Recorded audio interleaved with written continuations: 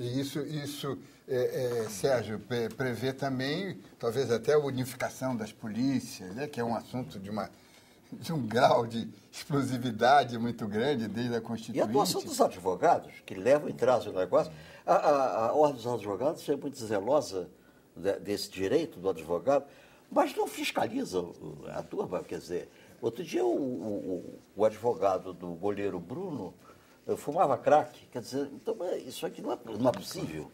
Se os camaradas são a correia de transmissão das ordens do Marcinho VP e do Fernandinho Beiramar, quer dizer, não é possível. Existe, todo mundo sabe que na luta do governo italiano contra a máfia, houve uma disposição, que aliás é prevista em lei aqui, que no primeiro ano o sujeito ficasse totalmente isolado, não pode entrar em contato com ninguém. Ou seja, a natureza do crime é tão perversa e tão tentacular que esse corte era fundamental.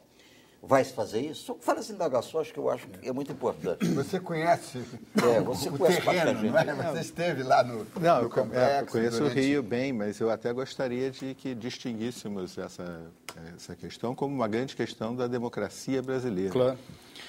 No Rio, mas não só no Rio de Janeiro, nas regiões metropolitanas do Brasil, a economia do crime adquiriu uma feição diferente, porque o controle do território passou a fazer parte da engenharia financeira, da equação financeira do negócio.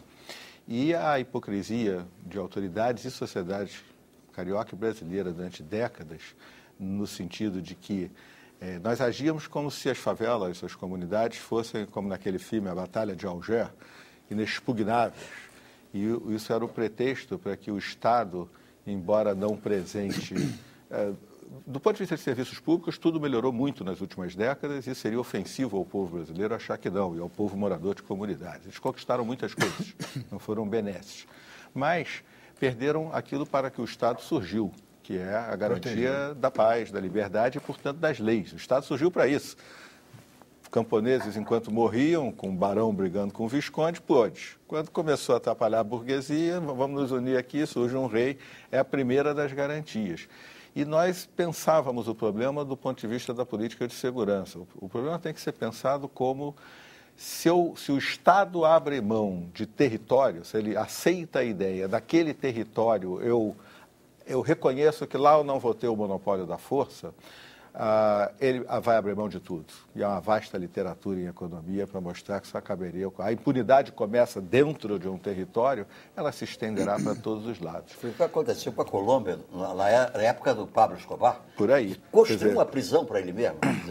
Na Colômbia, muito território com menos gente, no Brasil, pouco território, mas com muita gente. Então, o que está em jogo aqui não é derrotar o narcotráfico. O que está em jogo é recuperar esses territórios para a órbita da Constituição brasileira. O narcotráfico não será derrotado dessa maneira. Claro. Ele apenas mudará a sua economia e será como as... Los Angeles, certamente, ou Nova York, permita-me a citação nominal, consomem muito mais drogas do que o Rio de Janeiro. Mas não faz parte da economia da coisa o controle do território e da vida de pessoas e de famílias. Mas no México faz. E eu ia terminar dessa maneira. Por outro lado, temos um fenômeno global. Do mesmo jeito que um DVD, um carro, um celular com internet foi se tornando muito barato, armas também. E há um mercado de segunda mão que as torna ainda mais baratas de conflitos do mundo inteiro. O vídeo russo que a Tailândia acabou de... E isso permitiu um questionamento do monopólio da força em muitos lugares do planeta. E o problema, o Brasil é o México amanhã. O enfrentamento ele agora tem que ser direto, quase draconiano, por caso contrário, a democracia brasileira, através de ameaças ao judiciário, à imprensa, ao legislativo e de uma presença de poder e controle territorial por parte dessas forças criminosas, estará com um grave problema. O crime tem que ser escondido, tentando se esconder, porque, além do mais, bandido que tem endereço, o acerto com uma polícia corrupta fica muito fácil. Pois é, e aí temos o tema da corrupção. Renato, essa coisa, quer dizer, eu acho que a luta contra o narcotráfico tem o aspecto, digamos, na ponta do iceberg, é um confronto bélico, não é, entre as forças da ordem e do crime. Mas atrás disso tem todo o negócio da corrupção, não é? Quer dizer, Não, sem dúvida, sem dúvida. Eu acho que inclusive na polícia, Claro. né? E as milícias, e tem todo esse... Claro, claro. Quer dizer, o narcotráfico, quer dizer, o negócio do narcotráfico chegou ao tamanho que tem, a magnitude que tem, por um conjunto de fatores. Talvez o mais básico deles tenha sido detectado por um médico vienense de minha predileção, Dr. Freud, que dizia que é humano a busca de paliativos, certo? Meios de auto-intoxicação, porque a vida às vezes é uma barra. A questão é que criou-se um fato novo, que foi o enfrentamento, né?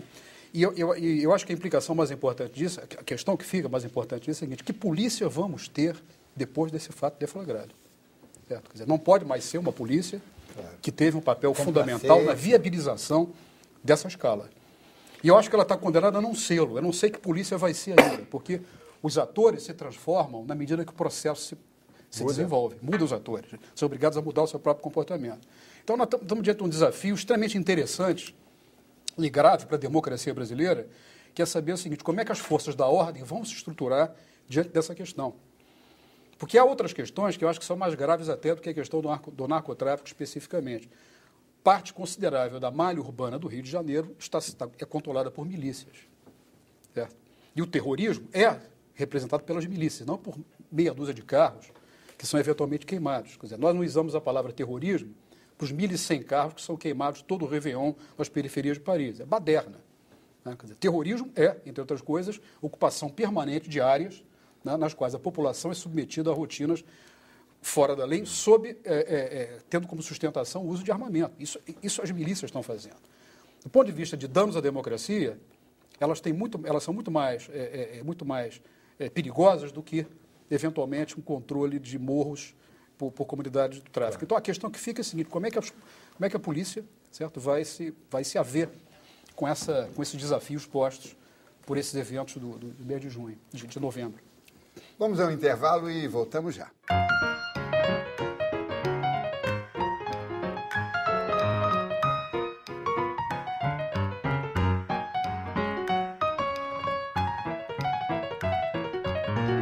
Voltamos com o último bloco do Observatório da Imprensa, que hoje debate o que de mais importante aconteceu na mídia em 2010 e os fatos que vão pautar a nossa imprensa no ano que vem.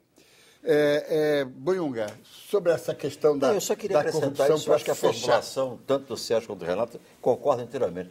Acrescentar também que uma frente muito importante no combate a esse crime organizado é a economia do crime organizado, que tem instrumentos e mecanismos de lavagem de dinheiro que se estendem por todo tipo de negócio, seja ele negócio imobiliário, seguros bancários. É preciso encontrar isso e asfixiar essa grana que funciona e que faz funcionar essa rede de crime. E a mídia nessa... É muito importante porque os jornalistas, claro que nós todos estamos lembrando do caso do Tim Lopes, os xeretas, não é, como nós somos conhecidos, não gozam de muito prestígio nessa turma. Ainda bem. É um exemplo disso, porque há todo tipo de pressão sobre a imprensa. Não é? Nós vimos na Venezuela, fizemos um programa sobre isso. Mas a pior hoje em dia, aqui na América Latina, é o México. Nos últimos tempos, mataram 30 jornalistas no México. Ou seja, eles têm um processo no México, o crime organizado, de recrutamento de jovens, que é quase como os ingleses no século XVII botavam aqueles caras no navio. Eles sequestram em massa, e sujeitos assim de periferia e tal, e depois formam esse exército. Isso é uma coisa de uma perversidade total. Impressionante. E tem horror ao jornalista, que é visto como uma espécie de xereta indesejável. E aí matam.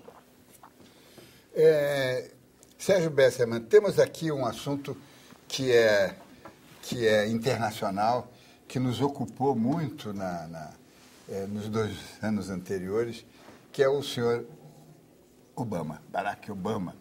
Não é? Nós, em 2008, estávamos felicíssimos, né? O nosso programa foi de uma euforia. Eu, do seu ponto de vista pessoal, não estou arrependido do meu entusiasmo, mas as coisas não aconteceram como nós queríamos.